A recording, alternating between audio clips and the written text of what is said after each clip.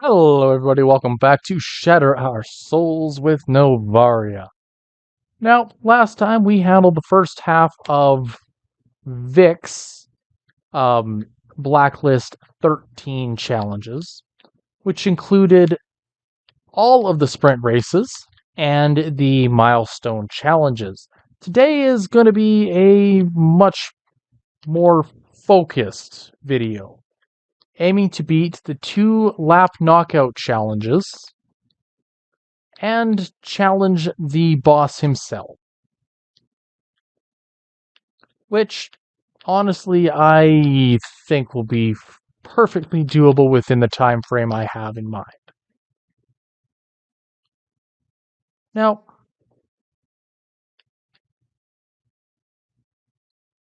I'm not entirely sure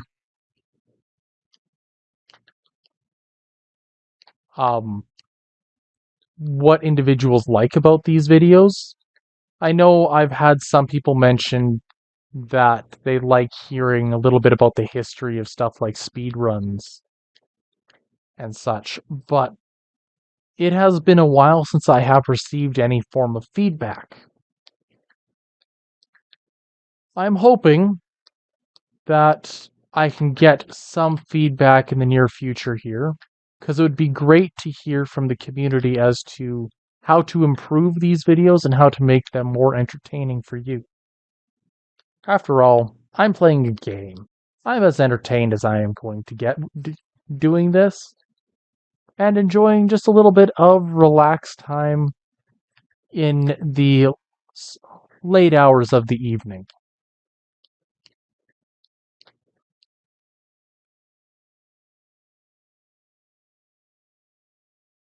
Overall, I don't see this race really showing many issues at this time. With only one opponent left and half a lap to go, I think this race is in the bag.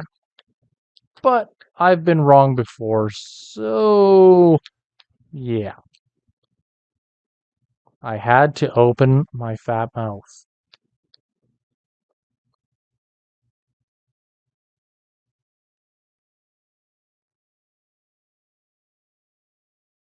The good news is that this is a rather forgiving game. So any mistakes I do make, I have room to recover from. And with that, the first of 2 lap knockouts is defeated.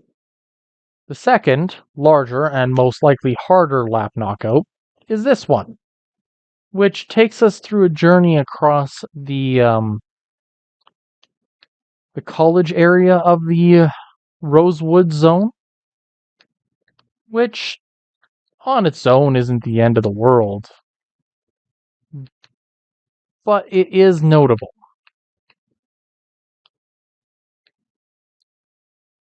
The twists and turns in here do make for some decent room to get ahead.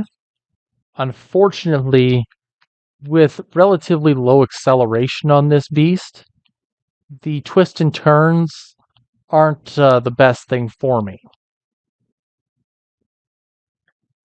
Now, the wide arcing road around the campus is probably about the best thing we can get here. Especially when it's followed up with this nice little drift track there. Don't really want to call it a drift track because it's not, but it suits the need of being able to take a turn as fast or slow as I actually want to.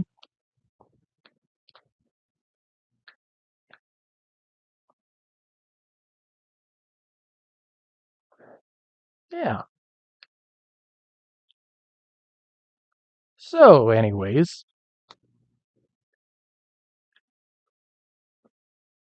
I am somewhat curious. Um, Do the viewers out there think this is possible? I myself think that the Lexus is capable of doing it, but that not all challenges are going to be achievable, such as the speed trap challenges or the whatchamacallits, the photo radars for the milestones. But aside from that, I think that the races should be feasible, at least with enough margin of error that I should be able to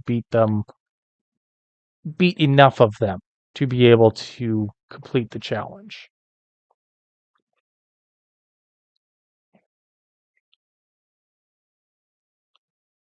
But who knows? We're still only at number 3 as far or the third out of 15 challengers. So the fact of the matter is that there's plenty of room for this challenge to go a little bit off the rails and for mistakes and problems to come up.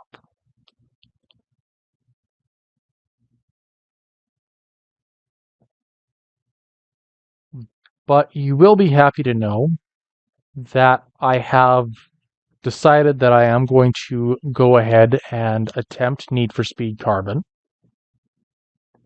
The reason I am attempting it actually boils down to I am interested in building up a little bit, and the game's challenge is going to be fairly simple when I get to it. It effectively boils down to I'm not allowed to have helpers. So as soon as I enter the first race, I effectively will have the opportunity to let go of my initial helper, and that'll be that. He's done. With no helpers, I will have no crew members in race, and with no race crew members, I will effectively be beating each race and throughout the game on my own merit.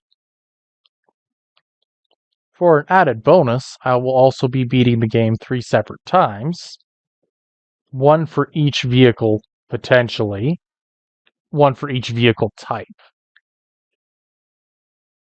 Because I've always had a thing for the 3 different types of vehicles changing up the gameplay immensely. Because a muscle car is not.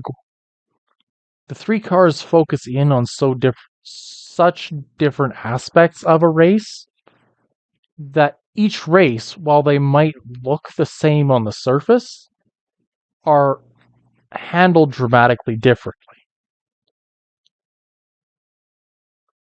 Anywho, enough about future stuff. Let's tackle Vic.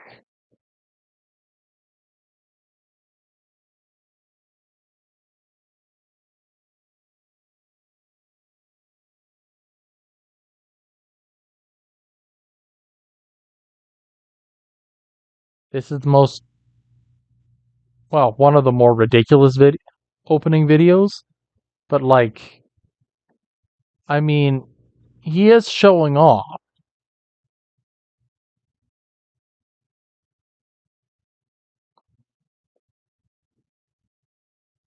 So a note here. Vic is using a Toyota Supra. Effectively, Vic's car is far superior to anything that I can dish out as far as top speed and acceleration. Where I'm going to earn points and time comes down to handling in this race. Unfortunately, running into a invisible wall is not a good way to help boost that up. Making him run into them, on the other hand, will improve my odds. And because I'm only actually challenging one opponent right now, I have a lot more room for error, comparatively speaking, and I can mess with my one opponent a lot more to be able to achieve the results I'm after. It's not ideal. It's not the way I want to go about this. But technically, it's a computer. It's not online. Playing dirty is part of the experience. Oh, geez. I forgot this route through the middle of campus even existed. Oops.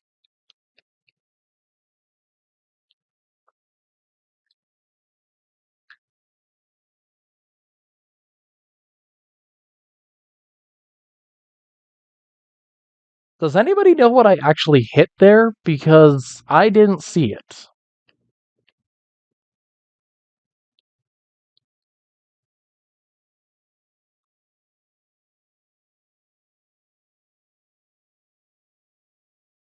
Oh my goodness. Was he really just trying to drift his way through a grassy area with nitrous oxide, meaning way too much power? No. Vic, that was the silliest thing you could have done. And I know because I do a lot of silly things. Including this.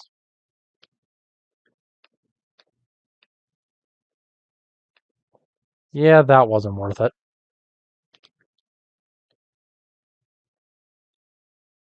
Huron is just a straightway. I need to maintain a higher top speed than Vic if I am going to survive.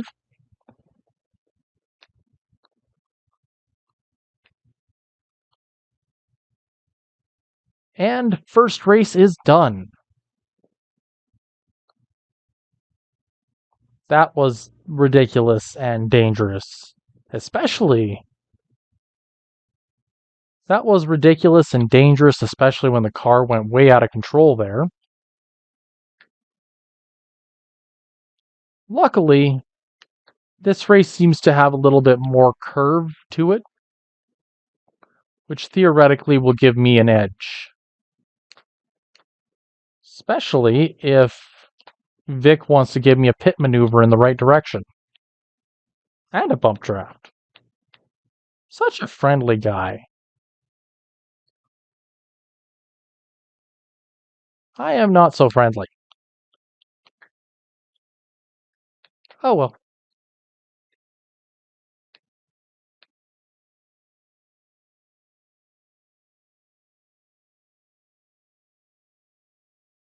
Alright. And with this, we are nearing the end of this video. I'm thinking I'm going to make it a tradition that at the end of each of the blacklist racers, after having defeated them, that I'm going to upgrade each of my cars. I'm probably going to keep the visuals the same as much as possible, updating, bits and pieces here and there, like the body kits, the spoilers, etc., piece by piece. But also, I am going to make it so that every vehicle gets their upgrade in terms of their top speed, their handling, etc., at the end of each boss, so that it's there and we can see the growth in each vehicle as they change, or at least the creation of new ones if we go there.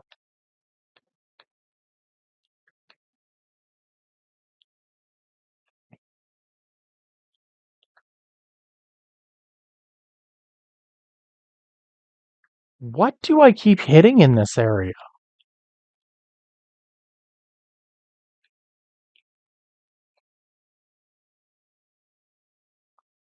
Oy vey. That is terrifying.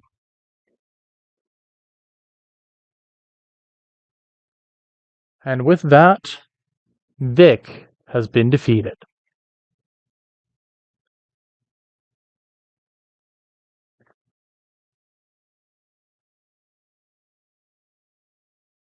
Extra cash, perfect.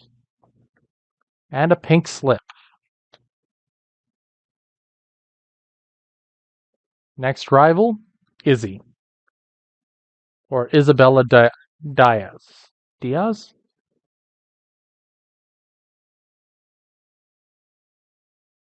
So we are first going to start out by modding this beast.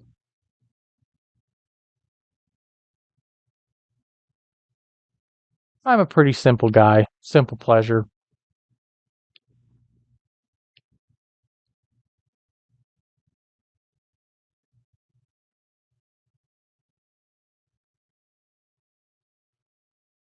We've upgraded the transmission.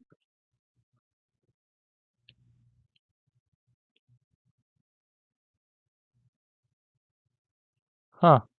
There really isn't much for upgrades after Vic, are there?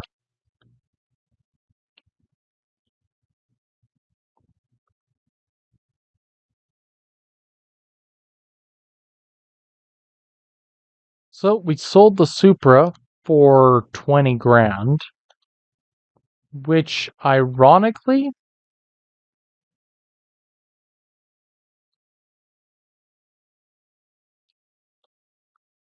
um seeing what I got out of it, the Supra actually had better speed than what I'm going to be using now, but far worse handling than what I already had. Which I think is kind of funny. Because, like, of all things that it could have been, it ended up missing out. Anywho, tune in next time and you'll be able to see what the next vehicle in our repertoire will look like, because we are buying our third vehicle to tackle Izzy. If you like what you see, drop a like, leave a subscribe, and catch up with us next time. Until then, have a good one. You know, I always find it funny how much chaos you can cause in this city, and how little or how much you can get away with as a result of the chaos.